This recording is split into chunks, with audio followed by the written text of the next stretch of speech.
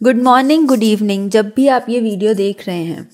आज हम ज्योग्राफी की क्लास 6 की सीरीज़ के चैप्टर 1 और चैप्टर 2 कंप्लीट करके चैप्टर 3 की तरफ बढ़ रहे हैं, जिसका नाम है मोशन ऑफ द अर्थ। ये इसका पार्ट 1 रहेगा। इसमें मैं MCQ बेस्ड क्वेश्चंस डिस्कस करूँगी और इन MCQ से आपकी फुल चैप्टर की रिविजन भी हो जाएगी। और तो आराम से देखिएगा और हर क्वेश्चन के कॉन्सेप्ट को समझाने की पूरे तरीके से कोशिश करूंगी मैं। अगर आपने सक्सेस माइंडसेट चैनल को अभी तक सब्सक्राइब नहीं किया है तो जल्दी से कर लीजिए और बेल आइकन को क्लिक कर लीजिएगा ताकि आप कोई भी नोटिफिकेशन और अपडेट ना मिस करें। अगर आज की वीडियो अच्छी लगे, कुछ अच्छा सीखने को मिले तो वीडियो को लाइक ज़रूर कीजिएगा। आज की डिस्कशन की PDF आपको टेलीग्राम चैनल से मिल जाएगी। आप टेलीग्राम चैनल से नीचे डिस्क्रिप्शन में लिंक है, उससे जुड़ सकते हैं। तो शुरू करते हैं आज की अपनी MCQ chapter 3 motion of the अर्थ की सीरीज को। First question, motion of the earth on its axis is about 24 hours is called. So chapter का नाम है मोशन ऑफ द अर्थ। तो motion of the earth basically दो मोशंस होते हैं, एक है रेवोल्यूशन और एक है रोटेशन। ये दोनों क्या हैं ये मैं आपको इस क्वेश्चन के आंसर देने के बाद बताऊंगी। तो motion of the earth on its axis जो कि 24 आवर्स लेती है अबाउट, उसे क्या कहते हैं? रेवोल्यूशन कहते हैं, रोटेशन कहते हैं, दोनों कहते हैं या नन ऑफ दीज कहते हैं। तो motion of the earth on its axis, आपको पता है ये हमारा सोलर सिस्टम है। यहाँ पे सन है और ये सारे प्लैनेट सन के आसपास घूम रहे हैं। इसमें से एक प्लैनेट हमारी अर्थ भी है। तो हमारी अर्थ अपने एक्सिस पे भी घूमती है और सन के आसपास भी घूमती है। तो अभी ये पूछ रहा है वो वाला एक्सिस जो 24 आवर्स में अर्थ अपने खुद के एक्सिस पे मोशन ऑफ द अर्थ। तो इसका आंसर है रोटेशन। आपके 1 डे में 24 आवर्स होते हैं। वो 24 आवर्स अर्थ के रोटेशन के बेस पे डिवाइडेड होते हैं क्योंकि डे एंड नाइट उससे होता है। तो मोशन ऑफ द अर्थ जो अपने एक्सिस पे होता है वो है रोटेशन, और एक मोशन ऑफ द अर्थ है रेवोल्यूशन जो कि अर्थ सन के आसपास घूमती है और इससे आपका 1 ईयर होता है। तो अगर आपको एक दिन की बात कर रहे हैं 24 आवर्स, और आप याद रख सकते हो इससे डे और नाइट का चेंज होता है और ये रोटेशन है। बढ़ते हैं अगले क्वेश्चन की तरफ। Motion of the earth around the sun is known as. तो ये मैंने आपको भी बताया कि ये हमारा सन है और इसके आसपास सारे प्लैनेट्स घूम रहे हैं और यहाँ पे हमारी अर्थ भी घूम रही है सन के आसपास। उस मोशन को क्या कहते हैं? Revolution, rotation, both, none of these. तो इसका आंसर है revolution. What is orbital plane? Orbital plane क्या होता है? Plane formed by the axis, plane formed by the orbit, both A and B या none of these. So orbital plane होता है B, plane formed by the orbit.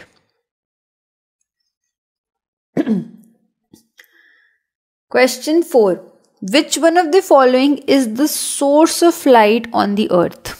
Question कह रहा है कि क्या सोर्स है लाइट का, रोशनी का हमारी अर्थ धरती पर? मून है, सन है, सैटेलाइट है या स्पेस है? बताइए सोर्स ऑफ लाइट क्या है हमारी अर्थ पे? तो सोर्स ऑफ लाइट जो हमारी अर्थ पे है ये बहुत सिंपल है, सन।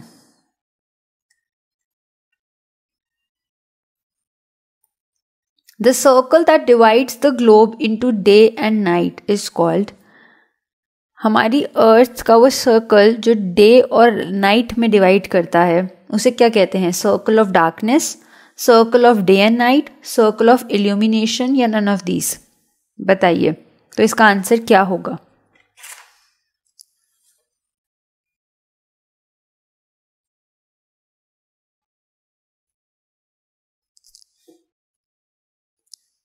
तो ये है सर्कल ऑफ इल्यूमिनेशन।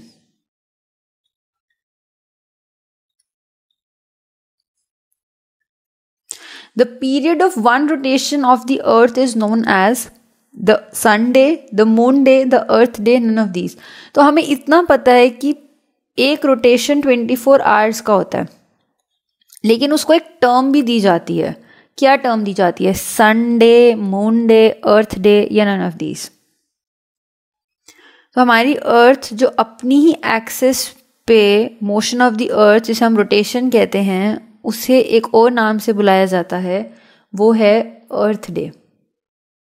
ये याद कर लीजिएगा, इसमें समझने वाला नहीं है, फैक्ट बेस्ड है। What would have happened if the earth did not rotate? अर्थ यहाँ पे सन है, सन की एनर्जी, अभी हमने क्वेश्चन पढ़ा था सोर्स ऑफ लाइट अर्थ का क्या है, तो वो सन है और ये हमारी अर्थ है। अर्थ रोटेट करती है तो डे और नाइट होता है। जहाँ पे सन की लाइट पड़ती है वहाँ डे हो जाता है, जहाँ की सन की लाइट नहीं पड़ती वहाँ नाइट हो जाती है। अब अगर ऐसा ना होता, अर्थ रोटेट ना करती, तो क्या होता? Cold conditions on the earth's half portion, warm condition on the earth's another half portion, no life possible in such extreme conditions. तो देखिए, जहाँ पे सन की रेस कंटिन्यूसली पड़ रही हैं वहाँ तो हॉट होगा और जहाँ नहीं पड़ रही वहाँ कोल्ड होगा। तो इस एरिया में, ये वाला एरिया जो डे पे पड़ रहा है, ये एक्सट्रीमली हॉट होगा और ये वाला एरिया जहाँ पे नाइट है ये एक्सट्रीमली कोल्ड होगा। तो 1/2 पोर्शन कोल्ड हो गया ये वाला एरिया और 1/2 पोर्शन ये वाला एरिया हॉट हो गया। तो ये दोनों बातें सही हैं।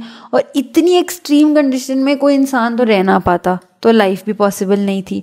तो ये तीनों बातें बिल्कुल ठीक हैं। अगर अर्थ ना रोटेट करती तो एक हिस्सा अर्थ का बहुत हॉट हो जाता जो कि सन के पास था, और एक हिस्सा बहुत कोल्ड हो जाता और यहाँ पे कोई इंसान रह ना पाता। तो इसलिए इसका आंसर है ऑल ऑफ दीज।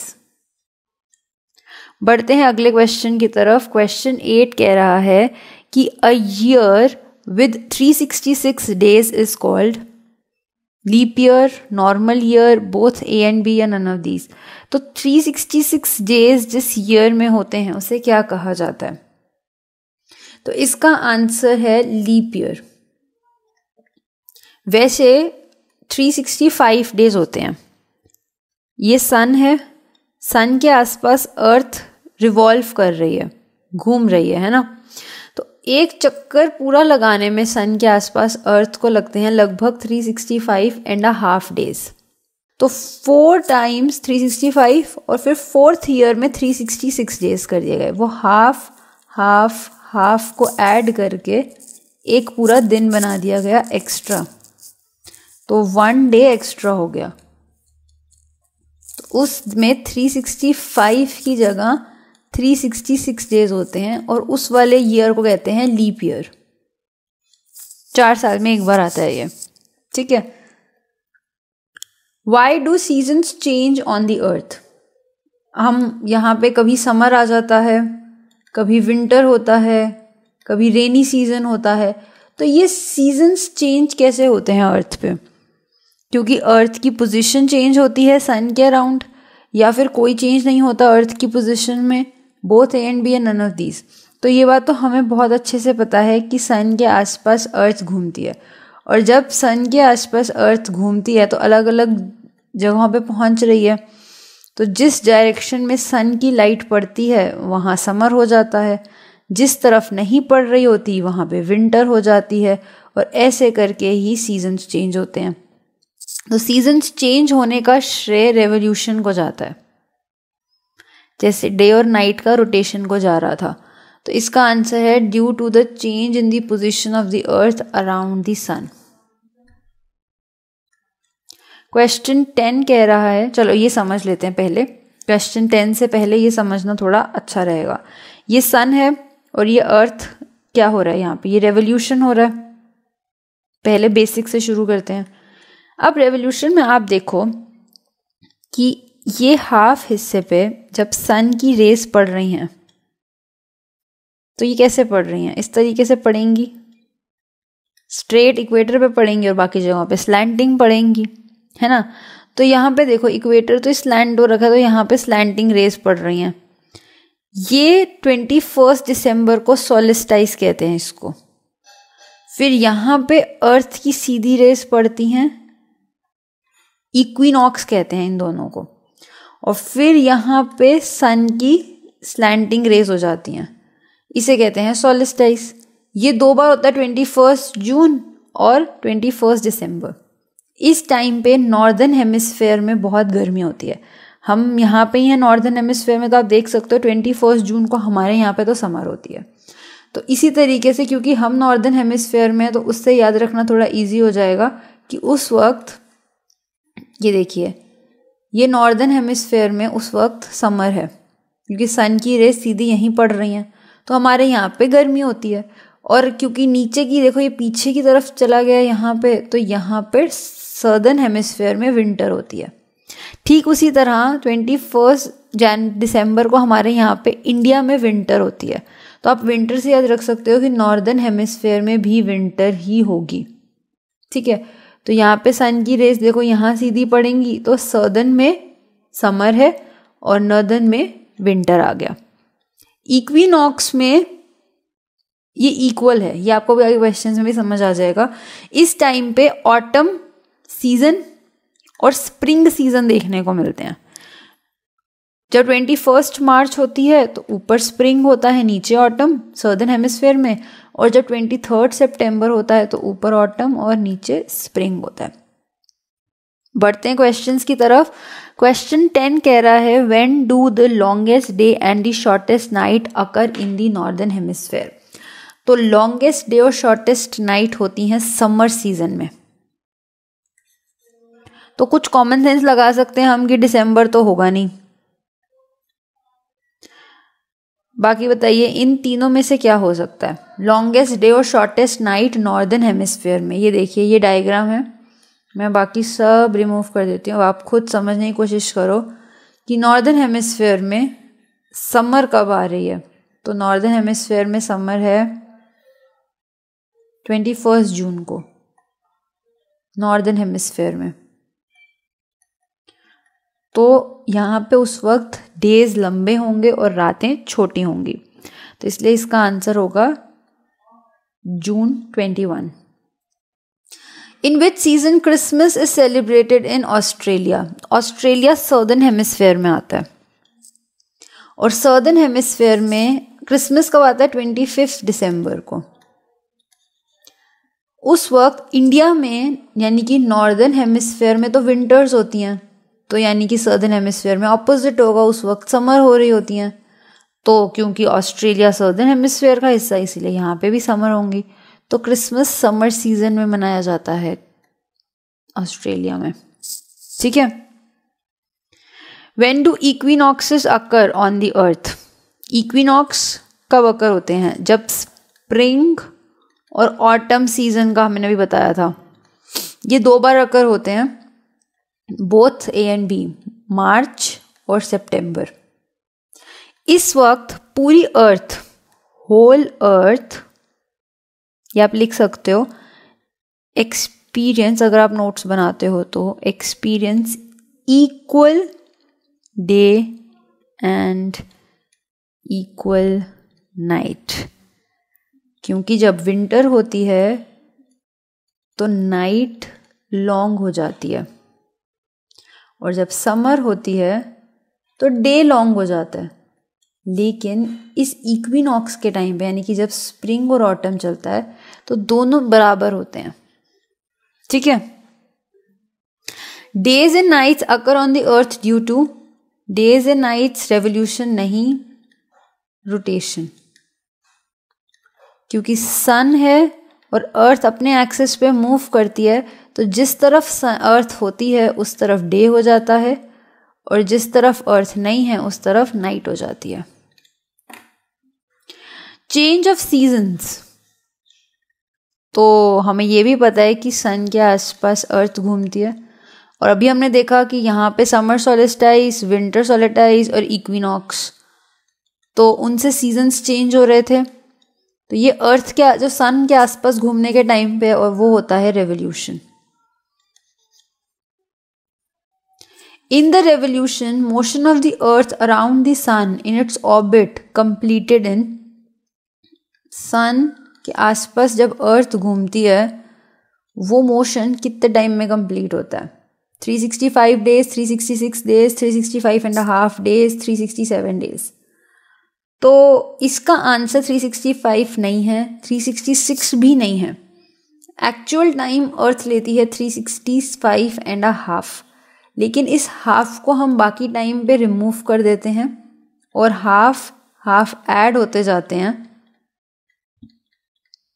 तो ये क्या बन जाएंगे, ये 1 डे बना देते हैं और इसीलिए उसको फिर एक लीप ईयर आ जाता है जिसमें 366 डेज हो जाते हैं। ये नॉर्मल ईयर्स और ये 366 लीप ईयर। ठीक है। The axis of the earth is inclined.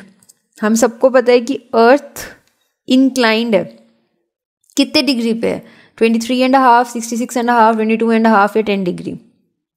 बताइए अर्थ इंक्लाइंड कितनी डिग्री पे है, तो इसका आंसर है 66.5 डिग्री।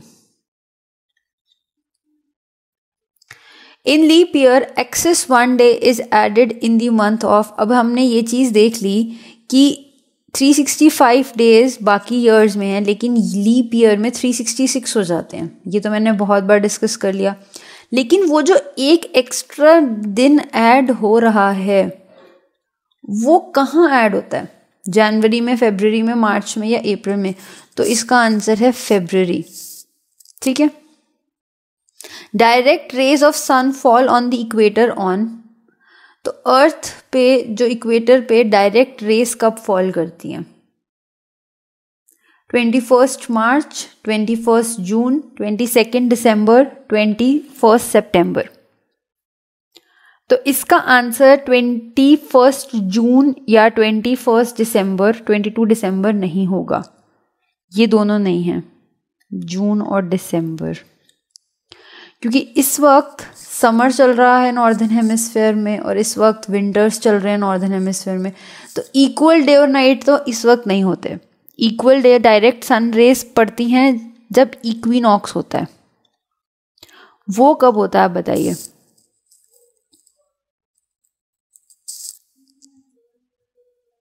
तो उसका आंसर है, इसमें 21 सितंबर दिया इसलिए ये गलत है, और 21 मार्च। डायरेक्ट रेज 2 टाइम फॉल करती हैं, एक है 21 मार्च और सेकंड है 23 सितंबर। ठीक है। बढ़ते हैं अगले क्वेश्चन की तरफ। Equinox happens each year thrice, twice, 4 times, once. ये सन है, अभी डायग्राम दिखाया था। ये सन की रेज पड़ती हैं। तो अब आपको ये बताना है कि ये है आपका समर सॉलिस्टाइस, ये है आपका विंटर सॉलिस्टाइस। ये दोनों क्या हैं? तो ये इक्विनॉक्स हैं और इक्विनॉक्स एक साल में, क्योंकि ये 1 साल का राउंड है पूरा, 1 साल में 2 बार होता है और उनके डेज हैं 21 मार्च और 23 सितंबर। ठीक है। Sun's rays fall directly on the dash on 21 June. तो अगर मैं आपको पीछे जो हमने डायग्राम डिस्कस किया था उसमें अगर हम देखें कि सन की रेज डायरेक्टली 21 जून को, ये इक्वेटर है, ये लाइन मेरी ड्राइंग, ये देखिए ये लाइन इक्वेटर है और ये सन की रेज आ रही है। तो सन की रेज तो सीधी यहाँ आ रही हैं। तो इक्वेटर के ऊपर क्या होता है? ट्रॉपिक ऑफ कैप्रिकॉर्न नहीं होता, ट्रॉपिक ऑफ कैंसर होता है। तो इस टाइम पे सन की सीधी रेज ट्रॉपिक ऑफ कैंसर पे होती हैं और इस टाइम पे सन की सीधी रेज ट्रॉपिक ऑफ कैप्रिकॉर्न में होती हैं। ठीक है। तो इसका आंसर जो आपका क्वेश्चन अब हम डिस्कस कर रहे थे कि sun's rays fall directly on the dash on 21 June, तो इसका आंसर है ट्रॉपिक ऑफ कैंसर। लेकिन अगर 21 जून की जगह ये 22 दिसंबर बोल देता कि डायरेक्टली सन की रेस वहाँ पे कब हैं, तो इसका आंसर हो जाता ट्रॉपिक ऑफ कैप्रिकॉर्न। ठीक है। तो ये थे आपके 20 MCQs जिनमें आपकी फुल चैप्टर की रिवीजन कराने की भी मैंने कोशिश की है। इसमें से आपके कितने ठीक हुए मुझे कमेंट बॉक्स में ज़रूर बताइएगा। अगर आपको आज की वीडियो अच्छी लगी तो सक्सेस माइंडसेट चैनल की इस वीडियो को लाइक ज़रूर कीजिएगा। वैसे तो आपने अभी तक सब्सक्राइब कर दिया होगा, लेकिन अभी तक अगर आपने सक्सेस माइंडसेट चैनल को सब्सक्राइब नहीं किया है तो जल्दी से कर लीजिए। आज की डिस्कशन की PDF आपको टेलीग्राम चैनल से मिल जाएगी, जिसका लिंक आपको नीचे डिस्क्रिप्शन बॉक्स में मिल जाएगा। मैं टेलीग्राम की PDFs में आंसर्स नहीं मार्क करती हूँ, क्योंकि मुझे ऐसा लगता है कि वो आपके लिए रिविजन है। तो अगर मैंने यहाँ पे मार्क कर दी है तो आप वहाँ पे एक बार बस देख लोगे तो आपको हेल्प हो जाएगी और रिवाइज हो जाएगा आपका। तो ये थी आज की discussion. Keep learning, keep growing. चलिए मिलते हैं अगली वीडियो में नए कंटेंट के साथ और नई डिस्कशन के साथ।